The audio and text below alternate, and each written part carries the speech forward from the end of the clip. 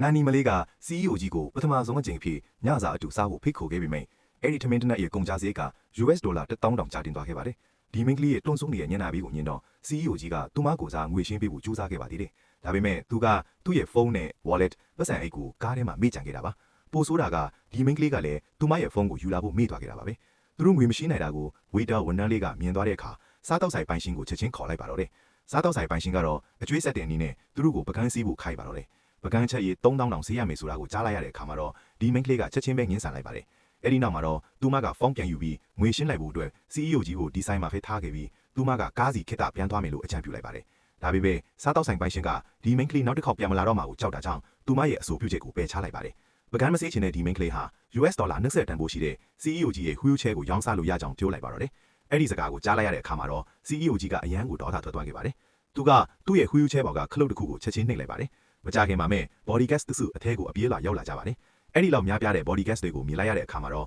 စားတောက်ဆိုင်ပိုင်ရှင်ဟာဒီသမီးတနက်အတွက်အခမဲ့ကြွေးပါမယ်လို့ပြောပြီး CEO ကြီးကိုချက်ချင်းပဲအတနာခံတောင်းပန်ပါတော့တယ်။သူတို့ကားစီပြန်ရောက်တဲ့အခါမှာတော့ဒီမင်းကလေးက CEO ကြီးကသူ့မကိုအပြစ်တင်မလားဆိုပြီးကြောက်နေခဲ့ပါတယ်။ဒါပေမဲ့ဒီလူကြီးကတော့အယမ်းကိုပျော်နေခဲ့တာပါ။သူကသူ့ရဲ့ပြင်းစရာကောင်းတဲ့ဘဝကြီးထဲမှာအပြောင်းလဲဖြစ်သွားပြီလို့တွေးနေခဲ့တာပါ။တကယ်တော့ဒီလူကြီးကခြေထောက်နှစ်ဖက်စလုံးမတန်ဆွမ်းဖြစ်သွားကြတဲ့ကစိတ်အခြေအနေကမတိမငင်ဖြစ်နေခဲ့တာပါ။ဒီမင်းကလေးအလုပ်မဝင်ခင်တုန်းကလည်းသူကနန်နီပေါင်း18ရောက်တောင်မောင်းထုတ်ခဲ့ပူပါတယ်။ဒီမင်းကလေးကနန်နီအလုပ်လားချောက်တယ်လို့ကြားတော့ကလည်းသူကအလုပ်မလုပ်ဘူးလို့ပြောခဲ့တာပါ။ဒါပေမဲ့ CEO ကြီးရဲ့ညီဖြစ်သူကဒီမင်းကလေးကိုအလုပ်ခံထားပေးခဲ့ပါတယ်။ပြီးတော့ဒီမင်းကလေးကို CEO ကြီးရဲ့ခြေထောက်တွေကိုနေ့တိုင်းနှိမ့်နှဲပေးဖို့လည်းမှာကြားခဲ့ပါတယ်။ဒီတာဝန်ကိုရရှိပြီးနောက်မှာတော့ဒီမင်းကလေးက CEO ကြီးကိုချက်ချင်းပဲတွားရှာပါတော့တယ်။ဒါပေမဲ့ဒီလူကြီးက surveillance camera တွေကိုအသုံးပြုပြီးသူမကိုရှောင်နှီးခဲ့တာပါ။အဲ့ဒီအချိန်မှာပဲသူကဒီမင်းကလေးပျောက်သွားတာကိုသတိထားလိုက်ပါတယ်။နောက်တစ်စက္ကန့်မှာတော့ဒီမင်းကလေးကသူ့ရှေ့မှာဖုန်းကနေပေါ်လာပါတော့တယ်။သူက wheelchair ကိုထိန်းချုပ်ပြီးထွက်ပြေးဖို့ကြိုးစားခဲ့ပေမဲ့ဒီမင်းကလေးကသူ့ရဲ့ wheelchair ရဲ့ battery ကိုချက်ချင်းပဲဆွဲဖြူလိုက်ပါတယ်။တခြားနည်းလမ်းမရှိတော့တာကြောင့်ဒီလူကြီးလည်းဒီမင်းကလေးလှုပ်သမျှကိုခံနေရပါတော့တယ်။ဒီမင်းကလေးက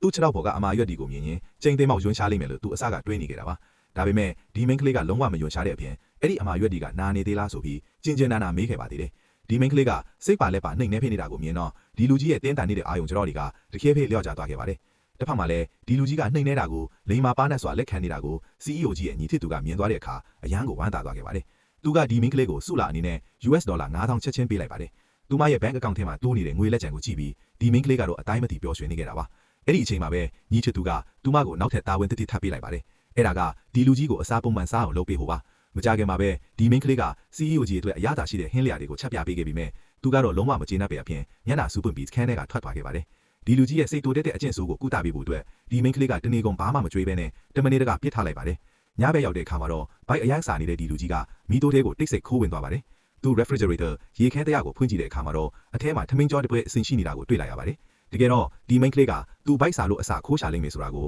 ကြိုတင်တွက်ချက်ထားပြီးသားဖြစ်နေလို့ပါပဲ။